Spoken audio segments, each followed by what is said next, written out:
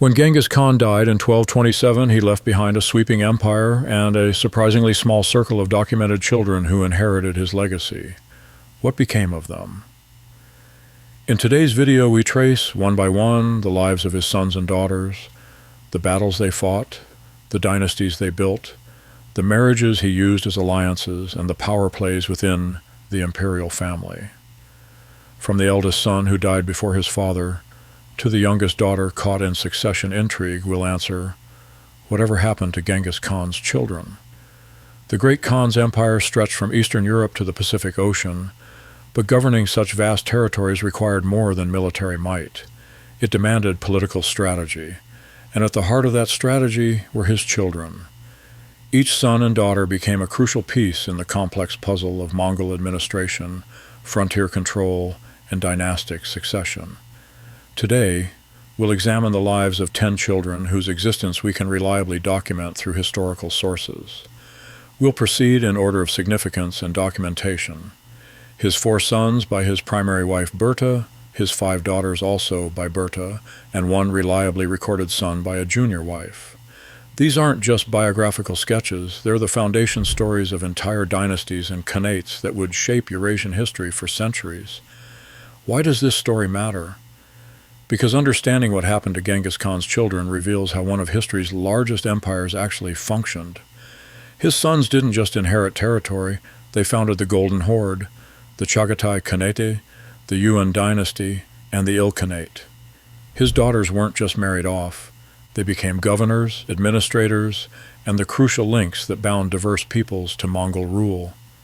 Each child's story follows a pattern: their birth and early years, their upbringing within the imperial household, their career and role in the empire, their own families and descendants, and finally their relationship with their legendary father and their lasting legacy. Some rose to become great Khans themselves. Others died in obscurity. One was executed for political reasons decades after her father's death.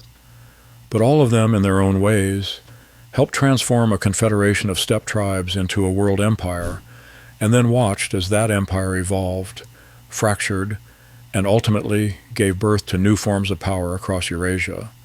Their stories are the missing link between Genghis Khan, the conqueror, and the vast Mongol legacy that followed. Let's begin with the most controversial heir of all.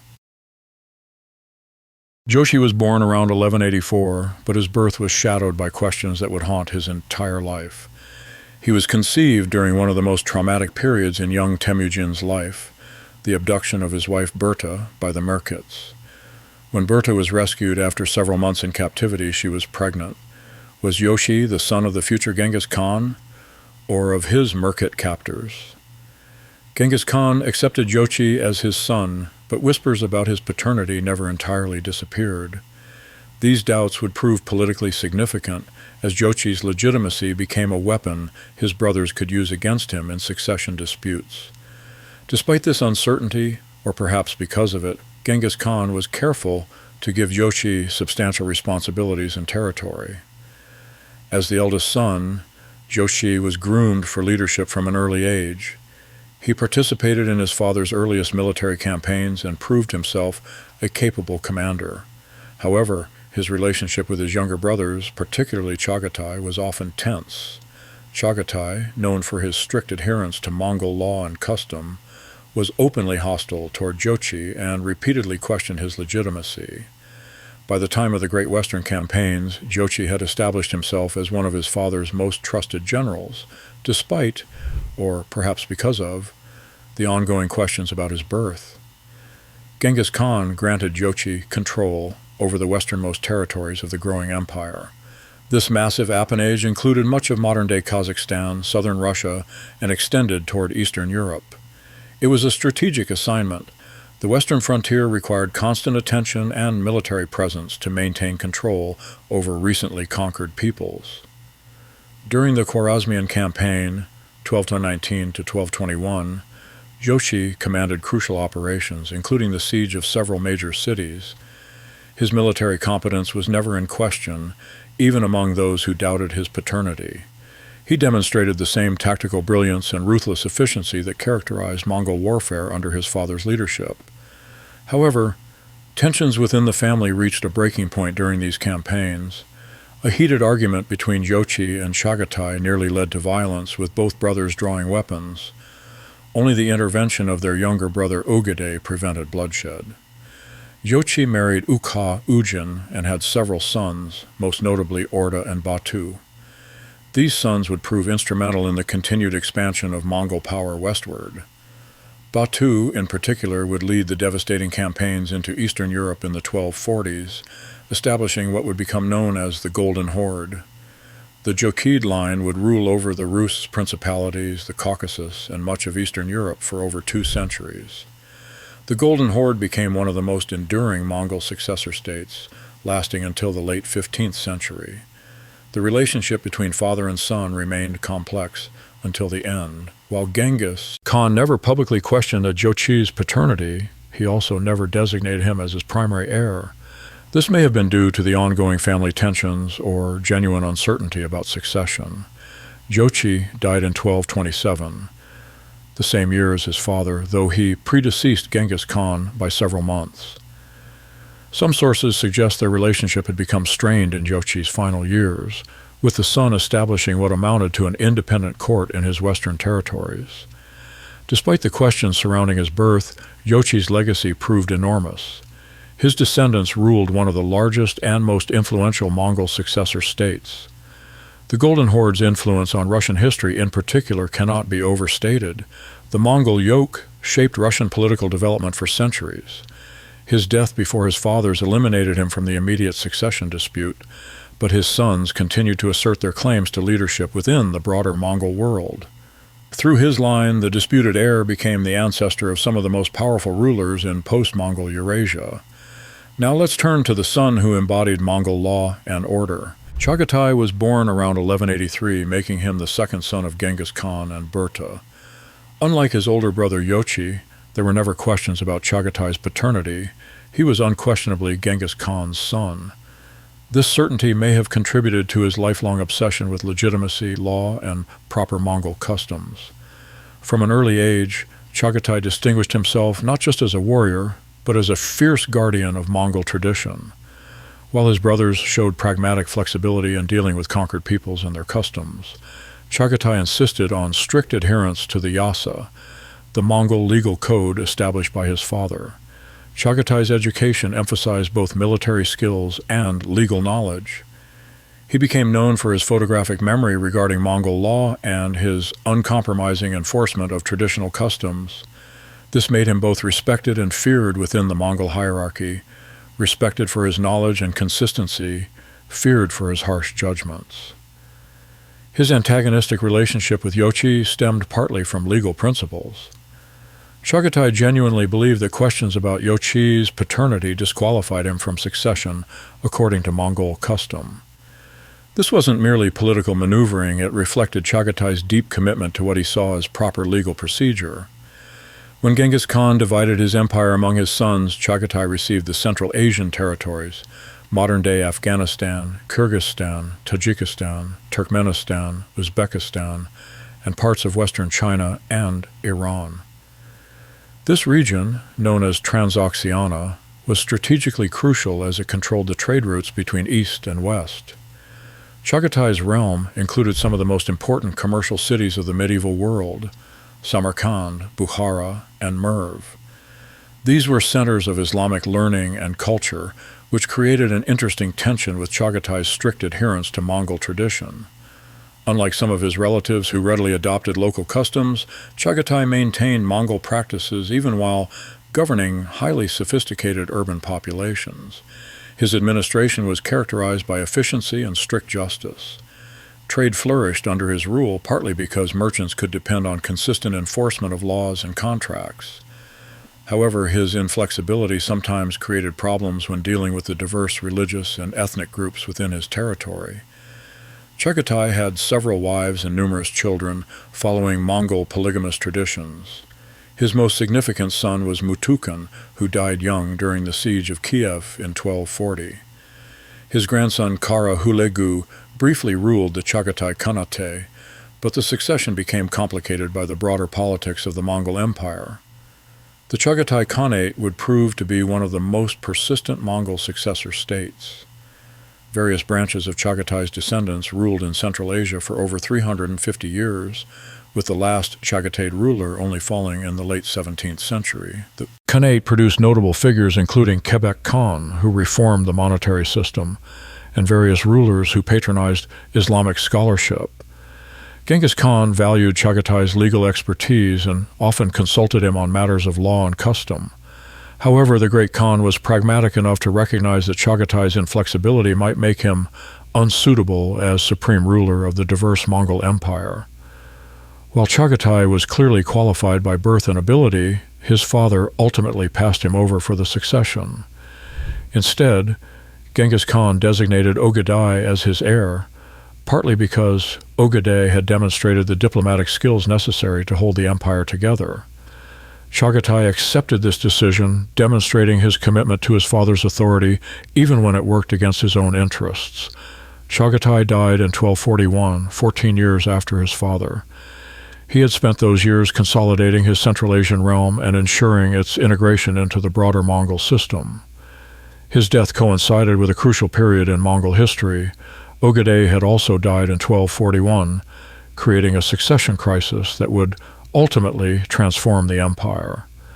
Chagatai's legacy lies not just in the territory he controlled, but in his role as the guardian of Mongol legal tradition. His insistence on maintaining the Yasa helped preserve Mongol identity, even as the empire became increasingly diverse and cosmopolitan. The Chagatai Khanate became a bridge between the Mongol world and the Islamic civilization of Central Asia, ultimately fostering a unique cultural synthesis. His descendants would include some of the most significant rulers in Central Asian history, and his territorial legacy lasted longer than any other Mongol Khanate except the Yuan dynasty in China. Through the Chagatai line, Mongol influence in Central Asia persisted well into the early modern period. Next, we examine the brother who actually inherited the throne. Ogedei was born around 1186, making him the third son of Genghis Khan and Berta. From childhood, he displayed the qualities that would eventually make him his father's chosen successor: diplomatic skill, political pragmatism, and an ability to mediate between strong personalities. While his older brothers Jochi and Chagatai feuded over legitimacy and law, Ogedei emerged as the peacemaker. Unlike Chagatai's rigid adherence to tradition or Jochi's focus on military conquest, Ogedei showed an early aptitude for administration and consensus building. These skills proved crucial in managing an empire that encompassed dozens of different peoples, languages, and cultures. Ogedei's education prepared him for leadership, but his temperament set him apart from his brothers.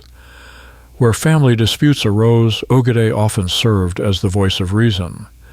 His intervention during the near-violent confrontation between Jochi and Chagatai demonstrated his diplomatic abilities. He convinced both brothers to stand down by appealing to their loyalty to their father and the empire. Genghis Khan recognized these qualities and began grooming Ogedei for succession relatively early.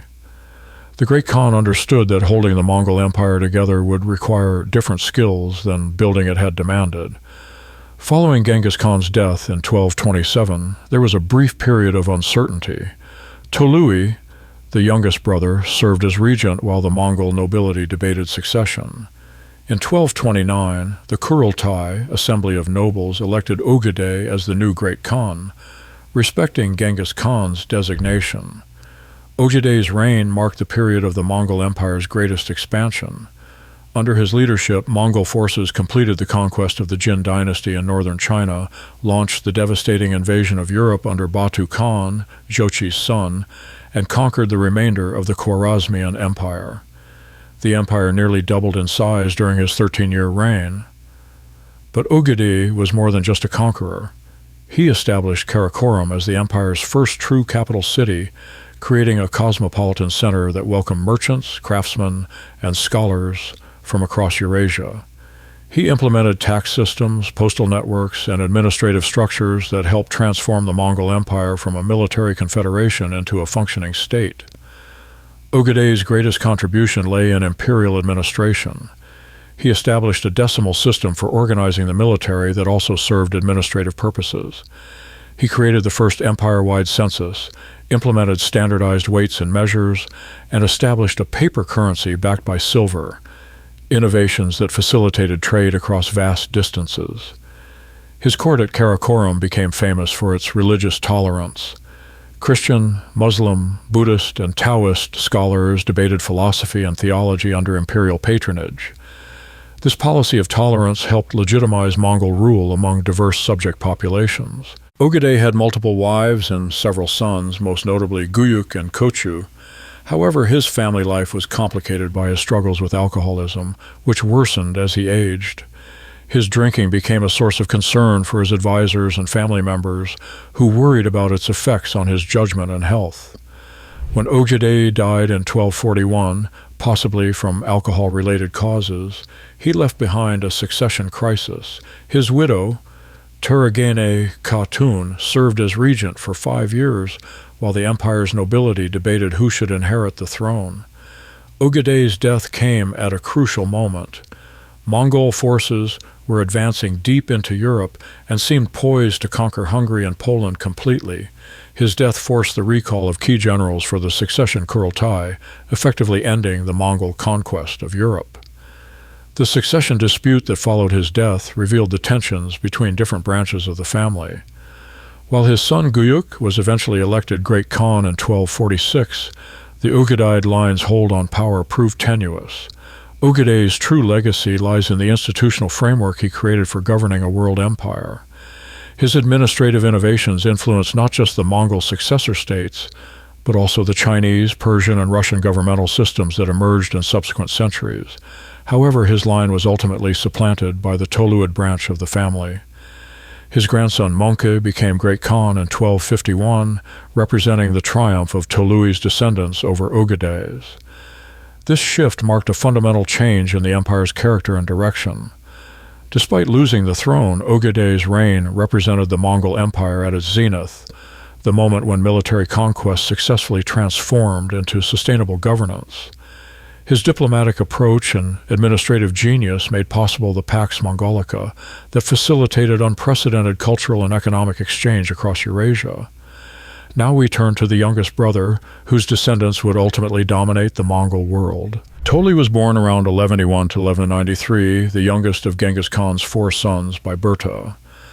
According to Mongol custom, the youngest son typically inherited the family's original homeland and served as caretaker of ancestral traditions. This meant that while his older brothers received distant territories to govern, Tolui remained close to his father and the empire's heartland. This proximity would prove politically significant. As the youngest son, Tolui was not initially a major succession candidate, but his position as keeper of the family patrimony gave him substantial influence within the core Mongol leadership. From his earliest years, Tolui displayed exceptional military talent. He accompanied his father on campaigns from a young age and quickly established himself as one of the most skilled generals in the Mongol army. His tactical brilliance and personal courage made him indispensable to his father's military operations. Unlike his brothers, who each developed distinct specializations, Jochi in frontier warfare, Chagatai in law, Ogedei in diplomacy, Tolui excelled purely as a military commander. He possessed an intuitive understanding of battlefield tactics and an ability to inspire fierce loyalty among his troops. During the final conquest of the Jin dynasty, 1211, chapter 1234, Tolui served as the primary field commander. His campaigns in northern China were marked by devastating efficiency and strategic brilliance. The systematic destruction of Jin resistance under his leadership demonstrated the evolution of Mongol military tactics from steppe warfare to siege operations against fortified cities. Tolui pioneered many of the siege techniques that would characterize later Mongol campaigns. He integrated Chinese engineers and Muslim siege specialists into Mongol forces, creating combined arms units capable of reducing the strongest fortifications. His innovations in siege warfare would prove crucial in subsequent Mongol campaigns in Persia and Europe. When Genghis Khan died in 1227, Tolui served as regent of the empire until Ogedei's election in 1229. This 2-year regency demonstrated his administrative capabilities beyond pure military leadership. He maintained the empire's unity during a potentially dangerous transition period and ensured a smooth transfer of power to his older brother. However, many within the Mongol hierarchy believed Tolui, not Ogedei, should have inherited the throne. His military record was unmatched, and his personal charisma commanded universal respect among the Mongol nobility. Genghis Khan's decision to bypass Tolui in favor of Ogedei reflected the Great Khan's understanding that empire building required different skills than empire governing. Tolui's marriage to Qojin Beki, a Nestorian Christian princess from the Quraysh tribe, proved to be one of the most consequential unions in world history. Their 4 sons would reshape Eurasia. Mongke became Great Khan in 1251. Kublai founded the Yuan dynasty. In China, Hulegu established the Ilkhanate in Persia, and Arik Boka led a failed civil war for control of the empire. Qojin Beki proved to be an exceptional political strategist. After Tolui's death, she carefully maneuvered to position her sons for power, ultimately engineering the Toluid takeover of the Great Khanate from the Ogedei line. Tolui died in 1232, just 5 years after his father and 9 years before his brother Ogedei. The circumstances of his death remain mysterious. Some sources suggest he died of illness, others hint at poisoning, and still others describe his death as a sacrifice to save Ogedei's life during a serious illness. The sacrificial death narrative, while possibly mythical, reflects Tolui's reputation for absolute loyalty to family and empire. Whether he actually died to save his brother or simply succumbed to natural causes, his death removed the Mongol Empire's most capable military commander at a crucial moment. Though Tolui died relatively young and never ruled as Great Khan, his legacy proved more enduring than any of his brothers. His descendants ultimately controlled the majority of the Mongol Empire's territory. The Yuan dynasty ruled China for nearly a century. The Ilkhanate dominated Persia for 80 years, and various Toluid lines maintained power in Mongolia itself until the 20th century. By 1260, the Toluid branch had effectively won the struggle for control of Genghis Khan's legacy.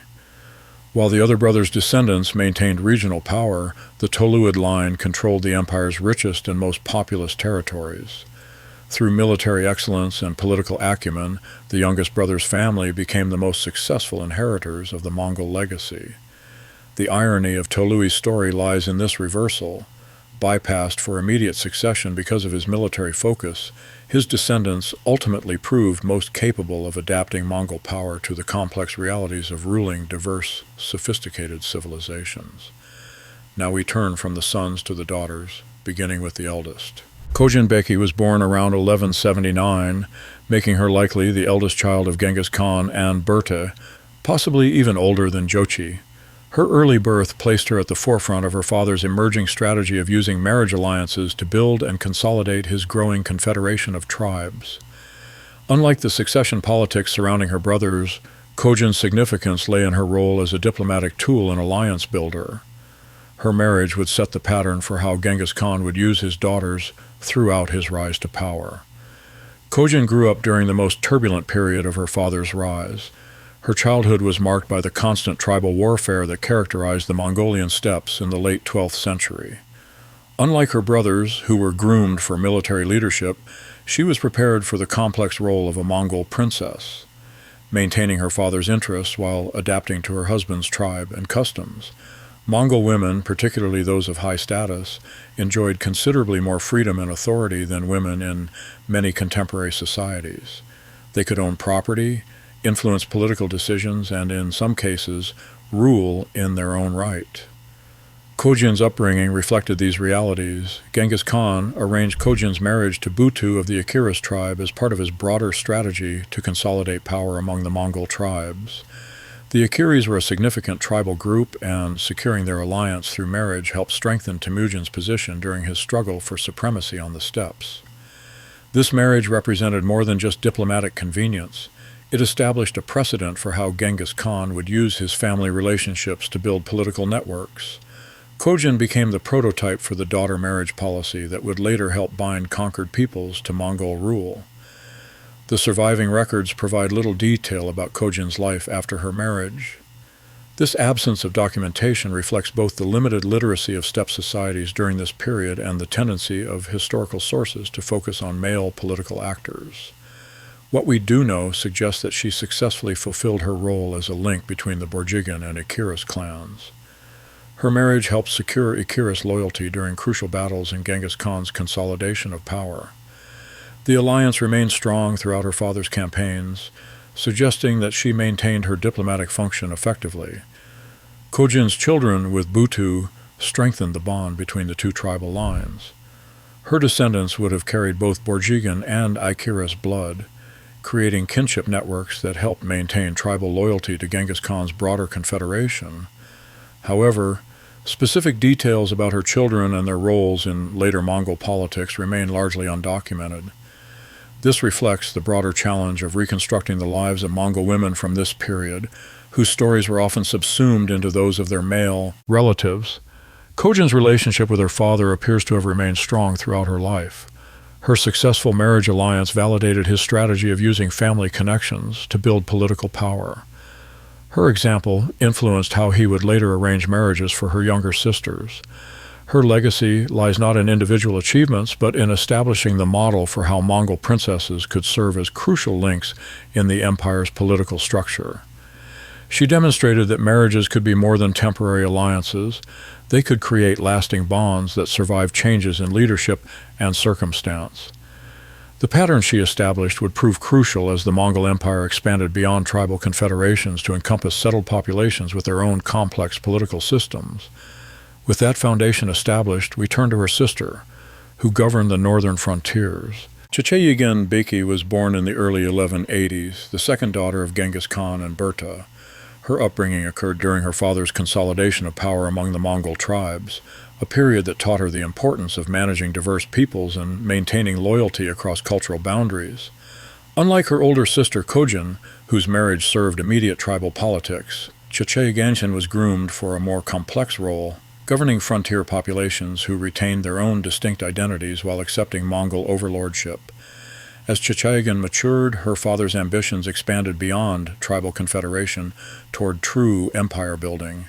This evolution influenced her education and preparation. She learned not just the diplomatic skills necessary for marriage alliances, but also the administrative techniques required for governing diverse populations. Her training reflected Genghis Khan's growing understanding that his empire would need more than military conquest to survive. It would require sophisticated governance structures that could adapt to local conditions while maintaining central authority. Genghis Khan arranged Checheyigen's marriage to a leader of the Oirat, a powerful tribal confederation in northern Mongolia and southern Siberia. This alliance was strategically crucial, as the Oirat controlled territories that bordered other potential enemies and provided access to valuable forest resources and hunting grounds. The Oirat were forest peoples with customs distinct from the steppe Mongols. Checheyigen's marriage required her to adapt to different cultural practices while maintaining her role as a representative of her father's authority. This balancing act became a model for how Mongol princesses could serve as cultural bridges. Her position among the Oirat evolved beyond that of a traditional wife into something approaching co-rulership. She became responsible for ensuring Oirat compliance with Mongol policies while respecting their traditional autonomy in local matters. Checheyigen developed what historians recognize as an early form of the dual governance system that would characterize Mongol rule in many conquered territories. She maintained Oirat traditional structures while implementing Mongol administrative innovations where necessary. Her success in this role influenced Genghis Khan's broader frontier policy. The Oirat remained loyal throughout his campaigns and provided crucial military support, particularly cavalry units adapted to forest warfare. This loyalty was largely attributed to Checheyigen's skillful management of the relationship. Unlike some of her siblings, Checheyigen survived her father's death and continued to play an important role in Mongol politics during the reigns of her nephews. Her experience in frontier governance made her a valuable advisor on managing the empire's diverse populations. The Oirat remained important players in Mongol politics for centuries, often serving as kingmakers during succession disputes. Their continued loyalty to the Chinggisid line owed much to the foundation established by Checheyigen's marriage and governance. Checheyigen's children with her Oirat husband maintained dual identities as both Oirat nobles and members of the imperial family. This duality would prove politically significant in later generations, as Oirat leaders could claim both tribal legitimacy and imperial blood. Her descendants would include some of the most influential figures in later Mongol history, including leaders who would challenge and sometimes overthrow Chinggisid rulers in Mongolia proper. Checheyigen's legacy established the template for how Mongol daughters could serve as effective frontier governors. Her model of cultural adaptation combined with political loyalty influenced similar arrangements throughout the expanding empire.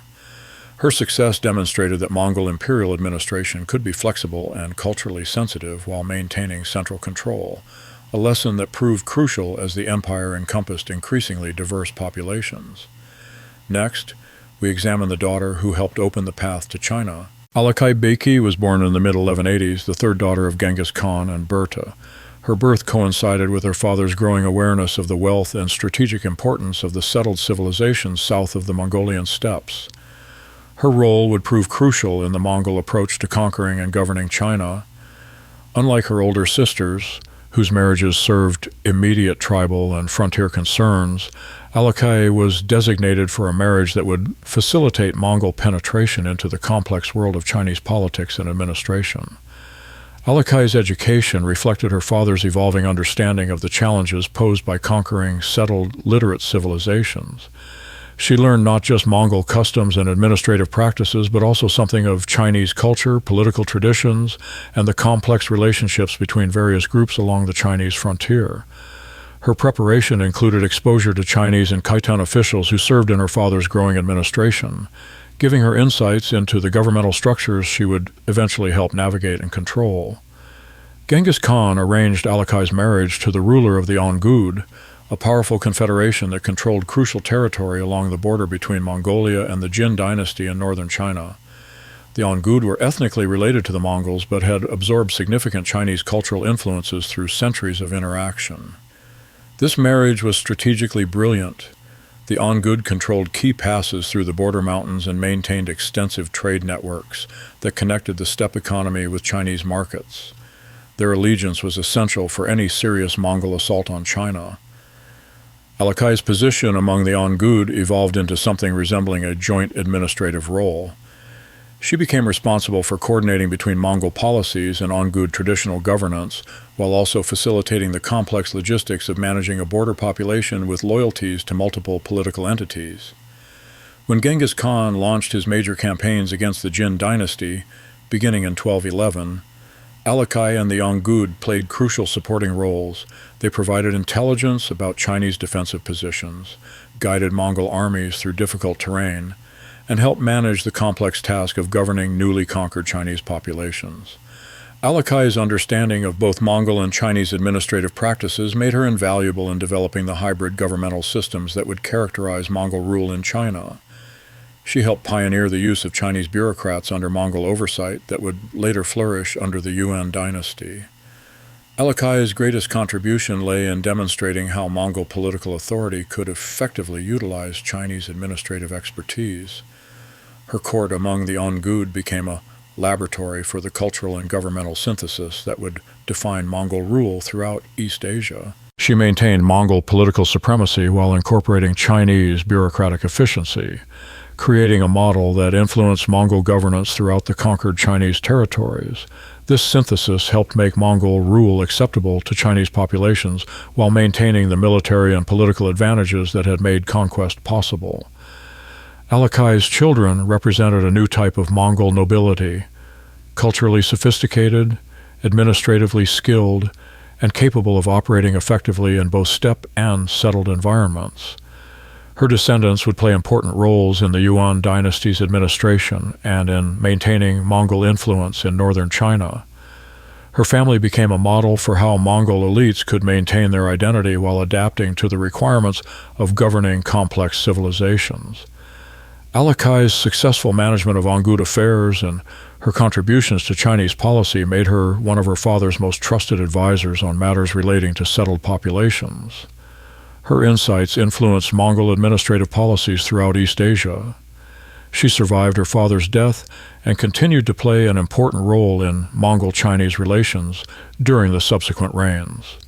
Her experience made her a valuable resource for her nephews as they completed the conquest of China and established permanent Mongol rule. Alaqai's legacy lies in helping establish the governmental synthesis that made the Yuan dynasty possible. Her work demonstrated that Mongol political authority and Chinese administrative sophistication could be successfully combined, creating one of the most effective governmental systems in medieval East Asia. Her model influenced not just Chinese policy but Mongol approaches to governing other sophisticated civilizations throughout their empire. The administrative innovations she helped pioneer spread throughout the Mongol world.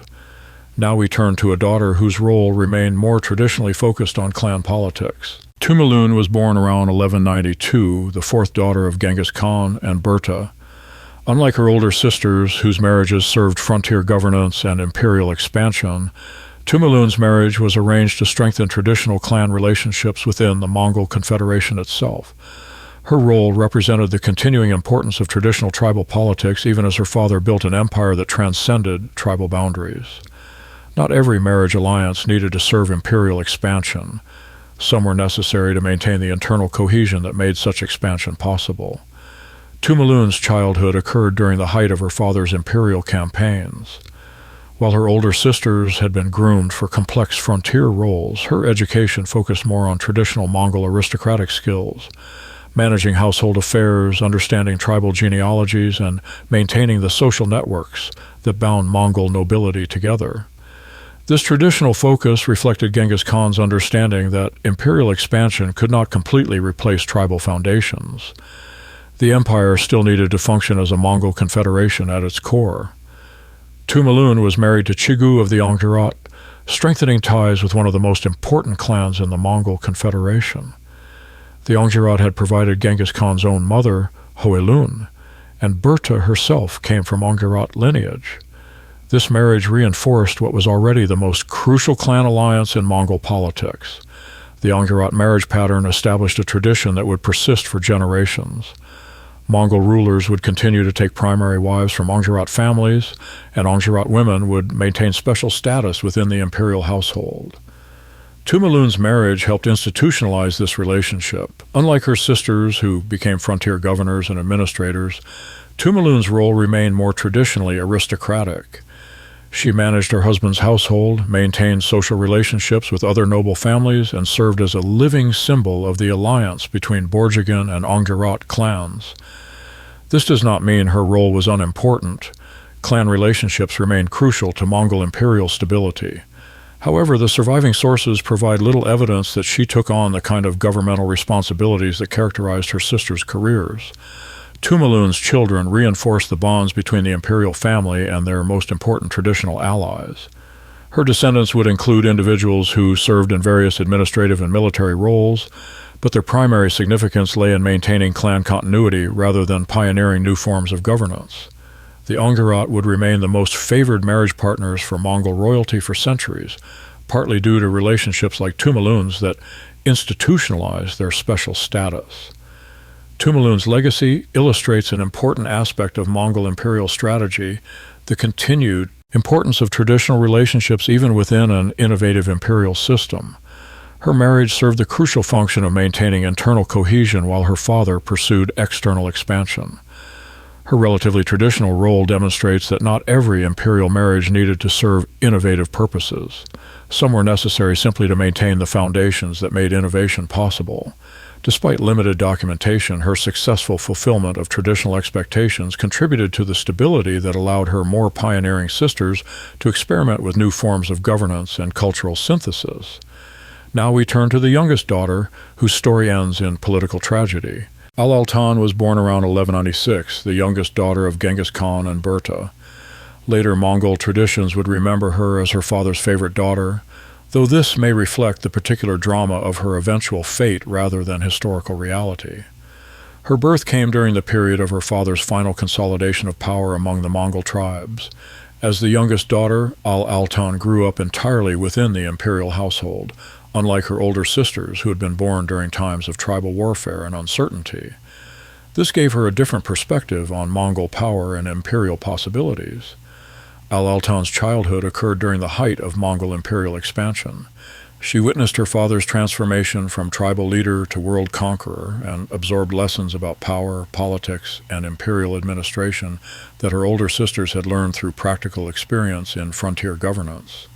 Her education reflected the sophistication of the mature Mongol court.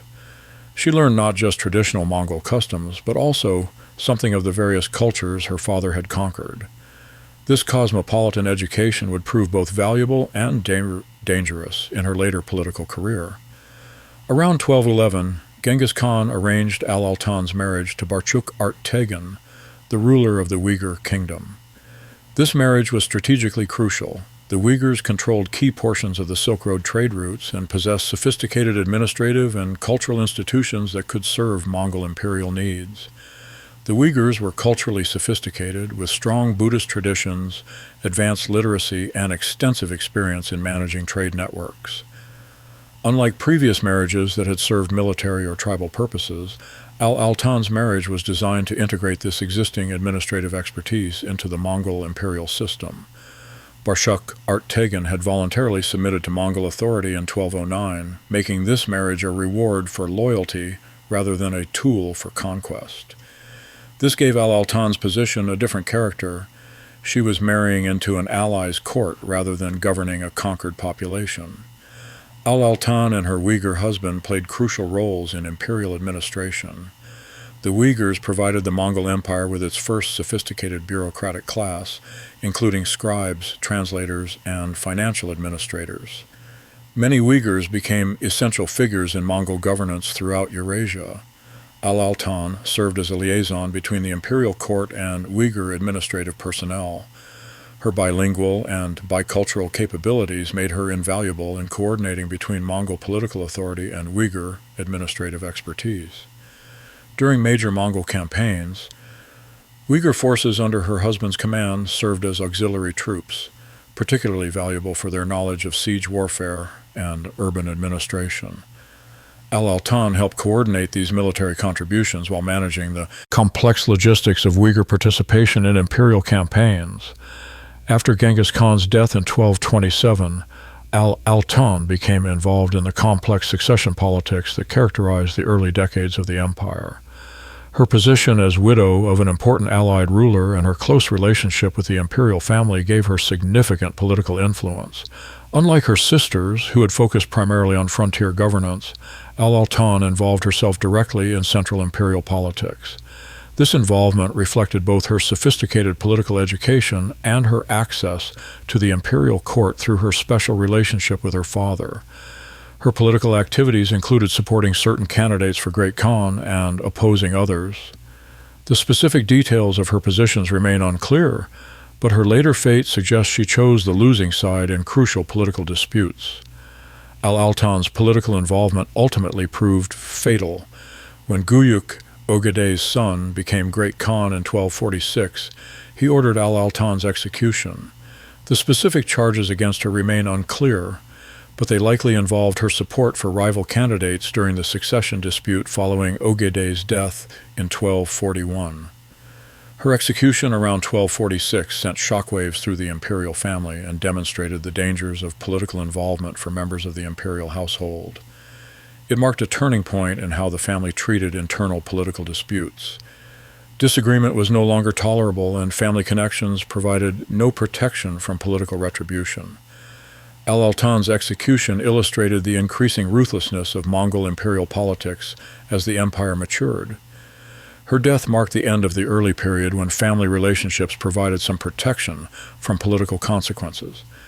Her fate also demonstrated how the Mongol Empire's increasing complexity created new forms of political risk. Unlike her sisters, who had focused on frontier governance and avoided central political disputes, Al-Altan's involvement in succession politics proved lethal. Despite her tragic end, her role in integrating Uyghur administrative expertise into the Mongol system had lasting consequences. The bureaucratic tradition she helped establish influenced imperial administration for generations. Her story serves as a reminder that even within the imperial family, political miscalculation could have fatal consequences. a lesson that would resonate throughout the remaining history of the Mongol Empire. Finally, we turn to the one documented son born to a junior wife. Kolgen, also recorded as Galician, was born in the early 1200s, the son of Genghis Khan and Kulan, a Merkit noblewoman who had become one of the great Khan's secondary wives. His birth illustrates the complex household structure of Mongol imperial families, where the children of the primary wife, Berta, held distinctly different status from those of junior wives. Kulan herself had an interesting background. She was a Merkit princess whose tribe had been enemies of Genghis Khan. Her incorporation into his household as a wife rather than simply a captive reflected the Mongol practice of using marriage to transform enemies into allies, even at the secondary level. Kolgen's upbringing occurred within what amounted to a secondary court within the larger imperial household. While he was unquestionably Genghis Khan's son and received the education appropriate to his status, he was never considered a serious candidate for major inheritance or succession. This secondary status did not mean neglect. Mongol custom required fathers to provide for all their children. However, it did mean that Kolgen's career opportunities were more limited than those of his half-brothers by Berta. His role was to support rather than lead imperial initiatives. The surviving sources indicate that Kolgen participated in military campaigns alongside his half-brothers, demonstrating the expected martial skills of a Mongol prince. However, he appears to have served in subordinate rather than commanding roles, reflecting his secondary status within the family hierarchy. His military service provided him with the experience and reputation necessary to maintain his position within the imperial family, but not the independent authority that characterized his half-brothers' careers. This pattern was typical for sons of junior wives throughout Mongol history. The sources provide little information about Kolgen's own family or descendants. This absence of documentation likely reflects both his secondary status and the possibility that he died relatively young without establishing a significant independent lineage. Unlike the sons of Berta, whose descendants founded major dynasties and khanates, Kolgen's line appears to have remained within the broader extended imperial family without achieving independent political significance. Despite his secondary status, Kolgen appears to have maintained positive relationships with his half-siblings. The Mongol imperial family, despite its internal competitions and disputes, generally maintained solidarity among all of Genghis Khan's acknowledged children. His role within the family structure illustrates how the Mongol system could accommodate complex household arrangements while maintaining clear hierarchies of authority and inheritance. Kolgen's story, though sparsely documented, illustrates important aspects of Mongol imperial household organization. His existence demonstrates that Genghis Khan's family extended well beyond the children of his primary wife and that the empire needed to accommodate these complex relationships. His secondary status also shows how Mongol inheritance customs balance the need to provide for all children while maintaining clear succession principles. The sons of Berta inherited the major khanates, but sons like Kolgen were not abandoned. They were incorporated into the imperial system at appropriate levels. The limited documentation of his later life reflects both the historical bias toward recording the activities of primary heirs and the reality that many members of even the most powerful families lived relatively quiet lives within the broader imperial structure. His story reminds us that behind every great historical figure stood extended families whose members played various supporting roles in maintaining the complex institutions that made imperial power possible. The children of Genghis Khan reveal the sophisticated strategy behind one of history's most successful empires. These 10 individuals, 4 sons by Berta, 5 daughters by Berta, and 1 son by a junior wife, were not merely the great Khan's offspring. They were the foundational architects of a governmental system that would rule over a quarter of the world's population. The 4 primary sons established the framework for Mongol imperial succession. Jochi's descendants created the Golden Horde, which would dominate Eastern Europe for centuries.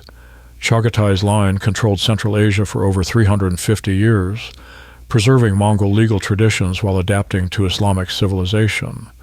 Ogedei transformed military conquest into administrative governance, establishing the institutional structures that made empire possible.